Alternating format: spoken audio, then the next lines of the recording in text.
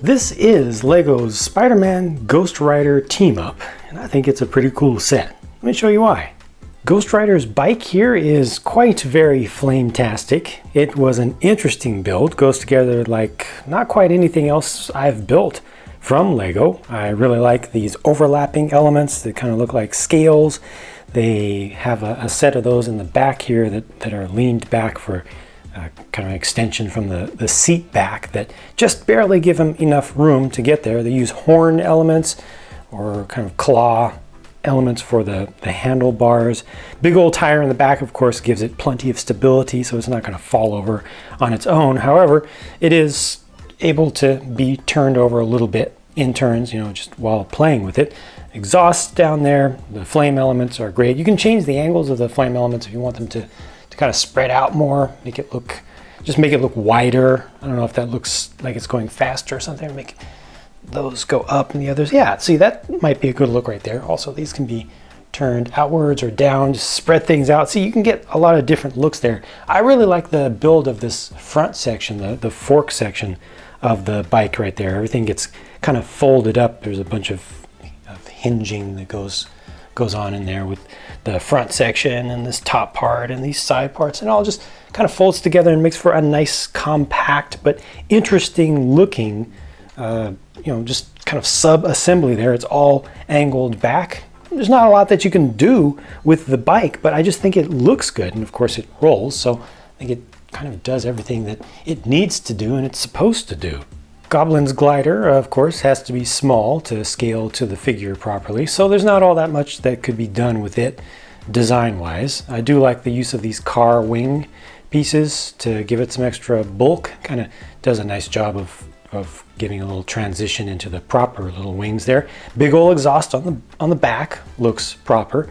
And then you've got two flick fire missiles down below. That's what these are, which look fine. Those have been around for quite some time now and they still work just fine. And I think that in this context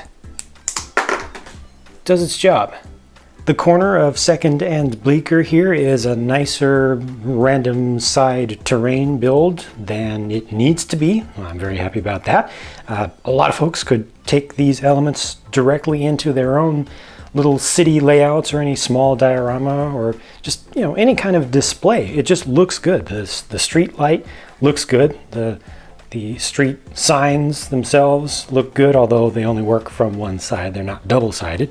And then you get these two newspaper dispenser machines, which have a sticker on one side of each, so there's no sticker between them.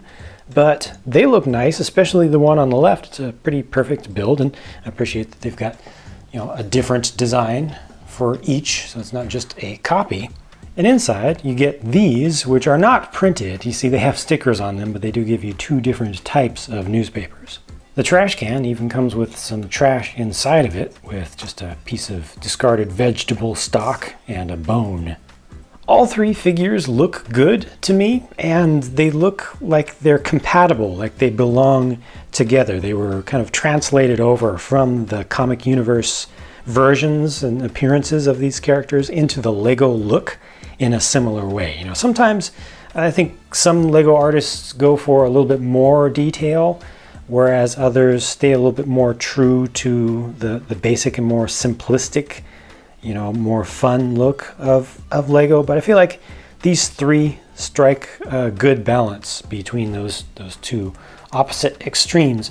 I do like these cape pieces, but I do definitely prefer the cloth ones, the newer, softer cloth ones, because these do get crinkled up here pretty easily. Alternate faces, just one for Hobgoblin, which is a good one. It's a useful one to get a different expression. You can't take this flame piece off the top of a Ghost Rider, unfortunately. That's all glued on there. I think they needed to do that in order to get it nice and close to the sides of his head there. It gets a little bit thin, so it's glued in quite tightly, so it's secure and little pieces aren't going to chip off easily. Other accessories for the figures include the new web piece for Spider-Man, which looks very action-oriented, like it's really just spreading out, and it has this really nice little clear piece that's used to attach to the hand that works well. It has a hollow stud on the front of it. You're going to see a lot of use of that in the future, I'm sure. They do include a super jumper piece, but they have not redesigned this, so I still don't recommend using it if you want to keep your figures completely intact. It will still cause damage to the backs of the legs where it attaches, just clips on a little bit too tightly. A couple little bits of flame that you can just leave on the ground wherever Ghost Rider has been, and of course Ghost Rider has to have his flaming chain, and that's an element that we already got before. I think Chima was the first theme to get this piece. It's just a regular chain piece, long length, and transparent orange. Yep, cool set. Nothing more for me to really say about it. I like pretty much everything here except for the super jumper, but that's already a well-known issue. So if you have anything that you would like to say about this set, please do share your thoughts in a comment down below. Thank you for watching. Thank you for your time. I'll talk to you again very soon.